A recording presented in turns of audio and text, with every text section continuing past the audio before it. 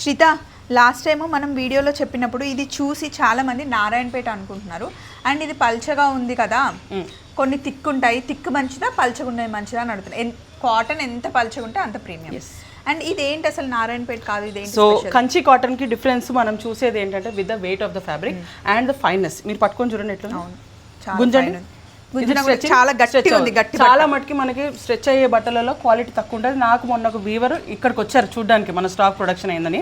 ఆయన నాకు ఏం చెప్పారంటే, బల్క్ కాకుండా చిన్నగా చెప్తా, ఒక దాంట్లో ఒక 10 grams 15 grams ఆఫ్ కాటన్ తగ్గిందంటే క్వాలిటీ పడిపోతుంది, దాంతో ప్రైజింగ్ పడిపోతుంది, యూజబిలిటీ పడిపోతుంది. సో ఇది మనము ఎంత లైట్ వెయిట్ ఉన్నా మనకి బట్ట గట్టిగా ఉండాలా అండ్ స్ట్రెచ్ అవ్వద్దు. ఇది చాలా గట్టిగా ఉంది. అండ్ హ్యాండ్లూమ్కి పవర్లూమ్కి అది డిఫరెన్స్. అండ్ ఈ బూటీది మీరు చూడొచ్చు, మీకు సారీలో వచ్చినట్టే we are giving you shape booties and this is 100% handloom. ప్రతి దాంట్లో మీకు డబుల్ పళ్ళు ఉంది. యూ కెన్ సీ ఇక్కడ నుంచి స్టార్ట్ అయ్యి ఇక్కడికి అవుతుంది, ఇంత పెద్ద పెద్ద పళ్ళుస్ వస్తున్నాయి మనకి. So this is a true statement of Kanchi పట్టుస్ ఆర్ కంచి కాటన్స్. సో ఇలా ప్యూర్కి వెళ్ళాలంటే శ్రీత దగ్గర 100% ప్యూర్ అండి.